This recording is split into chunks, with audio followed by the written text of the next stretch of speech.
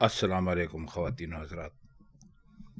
آج ہم نے میر تقی میر کی ایک غزل سے چند اشعار کا انتخاب آپ کے لیے کیا ہے۔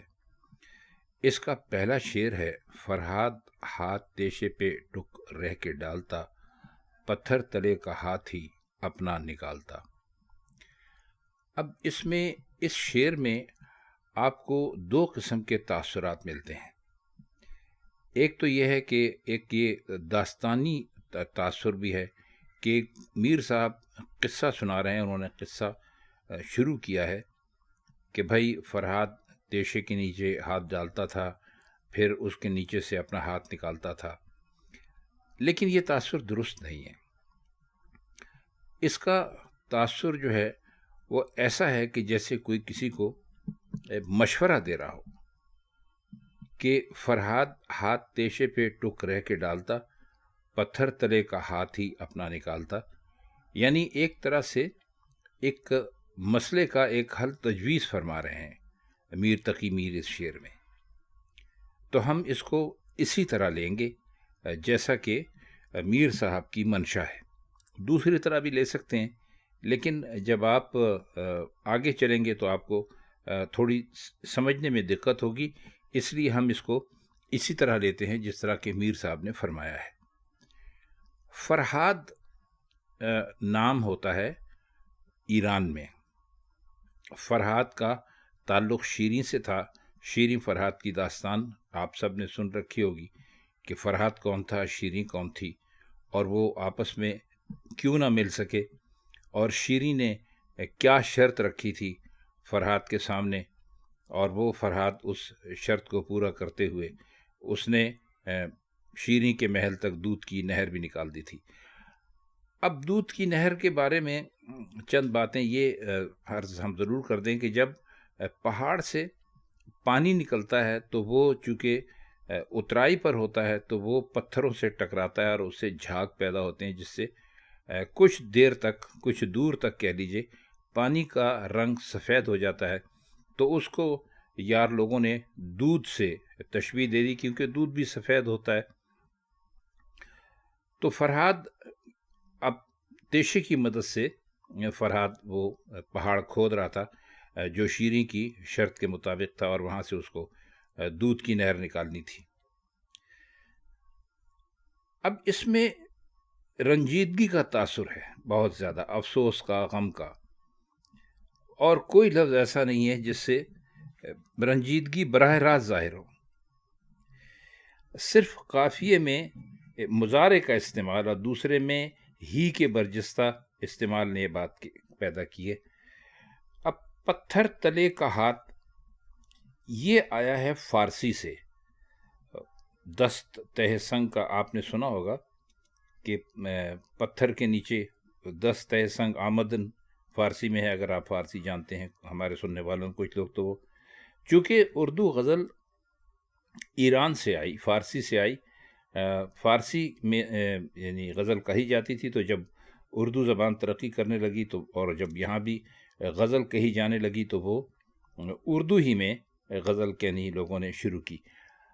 آپ سوچ رہے ہوں گے کہ ہم بات لمبی کر رہے ہیں، اصل میں ہم یہ چاہتے ہیں کہ آپ کو تھوڑی تھوڑی معلومات ساتھ ساتھ دیتے جائیں، کیونکہ ہمارے بہت سارے دوستوں کو ان ساری باتوں کا علم نہیں ہے۔ اب اگر اس کے آپ لغوی معنی کیجئے دست تہ سنگ کے، تو اس کا مطلب ہوتا ہے کہ کسی سے ہار مان لینا، مغلوب ہو جانا، یا کسی مشکل میں پھنس جانا، اور اردو میں آ کر اس کے معنی ہو گئے مجبوری اور لاچاری۔ تو میر نے اس محاورے کو بہت خوبصورتی سے استعمال کیا، اور ایسے کیا کہ دونوں معنی ہمارے سامنے آ گئے۔ اب فارسی کے اعتبار سے تو معنی یہ ہوئے کہ فرہاد عشق کی مشکل میں گرفتار تھا، عشق کے ہاتھوں پھنسا ہوا تھا، مغلوب تھا، اور کاش کہ وہ تیشے پر ہاتھ ڈالنے سے پہلے اپنی جو اس کی مغلوبی تھی اور گرفتاری تھی اس کو ختم کرتا۔ لیکن سوال یہ پیدا ہوتا ہے کہ اس نے تو عشق کے ہاتھوں ہی مغلوب ہو کر تیشہ زنی اختیار کی تھی، یعنی تیشے کا استعمال شروع کیا تھا کہ وہ نہر نکال سکتے۔ اگر وہ عشق کے اس غلبے یا زور سے نکل جاتا تو پھر اسے یہ تیشہ زنی کرنے کی کوئی ضرورت ہی نہیں تھی۔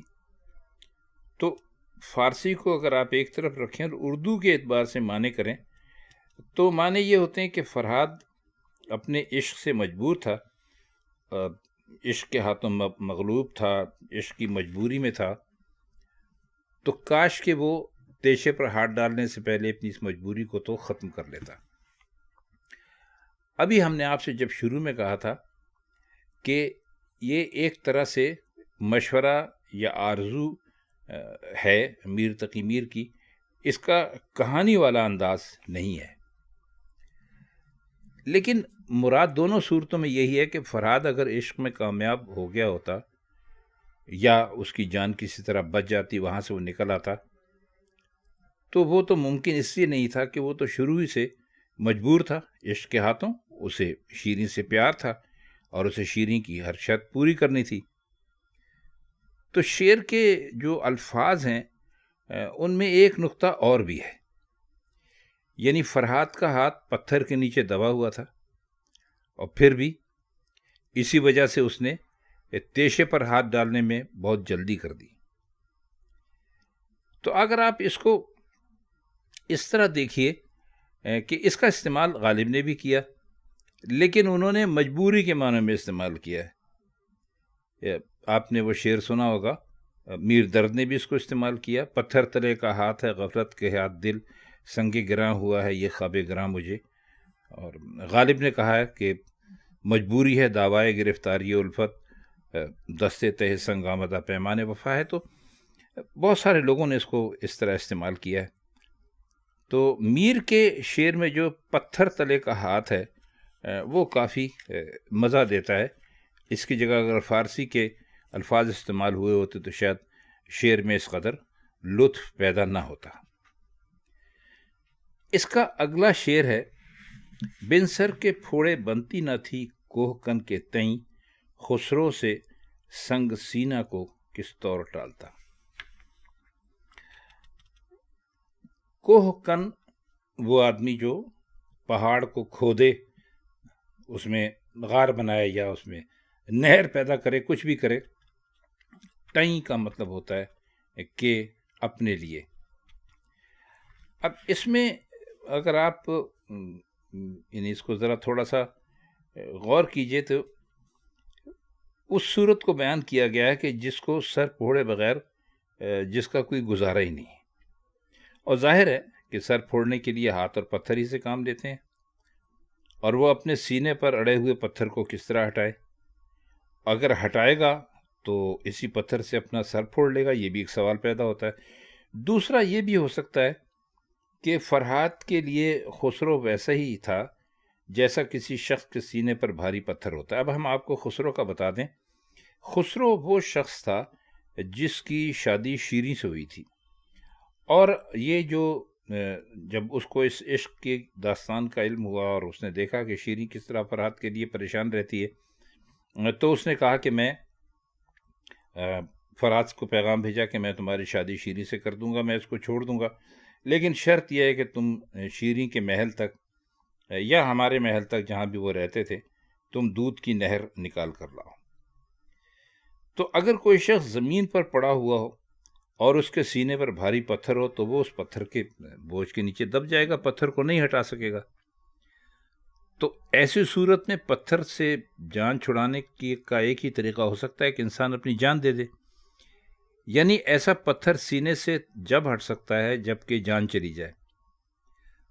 تو خسرو ایک ایسا پتھر تھا جو فرہاد کی جان لیے بغیر کسی صورت بھی وہاں سے ہٹنے کو ٹلنے کو تیار نہیں تھا۔ اس لیے فرہاد کے پاس خسرو سے بچنے کے لیے اور کوئی چارہ ہی نہیں تھا سوائے اس کے کہ اپنا سر پھوڑ لے۔ اب ایک معنی یہ بھی ہو سکتا ہے کہ اگر معشوق ہمارے سینے کو، ہمارے زخم کو سینے سے سینہ لگا لے تو ہمیں اپنے زخم کی اتنی کھٹک محسوس نہ ہو۔ بہرحال آپ اس کو یہ کہہ سکتے ہیں کہ یہ شعر کے مختصراً جو معنی ہو سکتے ہیں وہ یہی ہو سکتے ہیں جیسے کہ ابھی ہم نے آپ کی خدمت میں پیش کیے ہیں۔ اگر آپ اس کی مزید تشریحات چاہتے ہیں تو میر صاحب کی تشریحات مسئلہ یہ ہے کہ بہت کم ملتی ہیں، بہت کم لوگوں نے میر صاحب کی تشریحات کی ہیں ان کے کلام کی. غالب کے تو بہت سارے لوگوں نے کی ہیں لیکن میر کے بہت کم ملتے ہیں.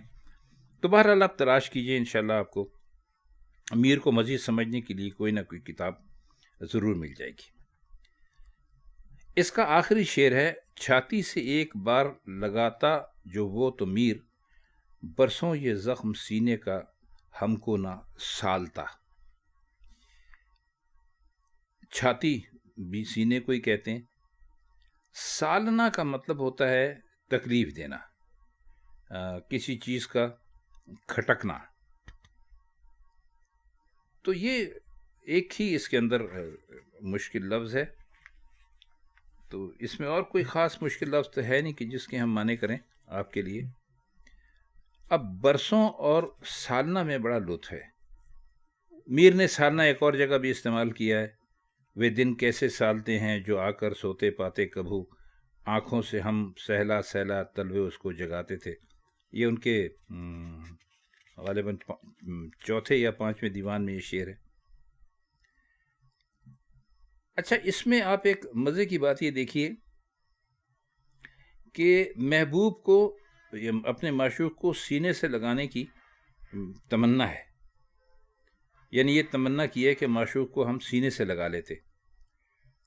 اب یہ پہلو بھی ہے کہ چھاتی سے اتنی دیر تک لا کے رکھتے کہ زخم جو سینے پہ بنا ہوا تھا اس میں کھٹک نہ رہتی، تکلیف نہ رہتی.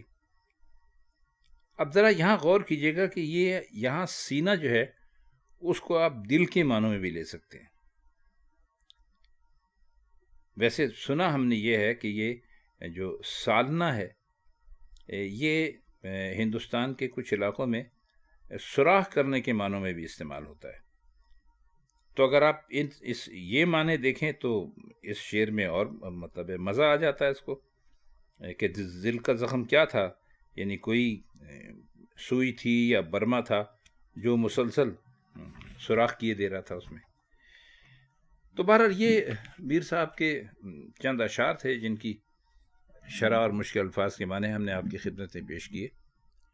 اگر آپ کو یہ لیکچر اچھے لگتے ہوں تو آپ ہمارے چینل کو کم از کم لائک ضرور کر دیا کیجیے. اب ہم یہ بات اتنی مرتبہ کہہ چکے ہیں کہ ہمیں بار بار کہنا اچھا بھی نہیں لگتا. اگر آپ کو ایک چیز اچھی لگتی ہے تو لائک کرنے میں آپ کا کیا جاتا ہے. تو بہرحال اس غزل کے اس شعر کے ساتھ ہی آج کی محفل ختم کرتے ہیں. آپ سے انشاءاللہ کسی اور استاد کی کسی اور غزل کے ساتھ پھر ملاقات ہوگی. تب تک کے لیے ہم چاہتے ہیں آپ سے اجازت. خدا حافظ.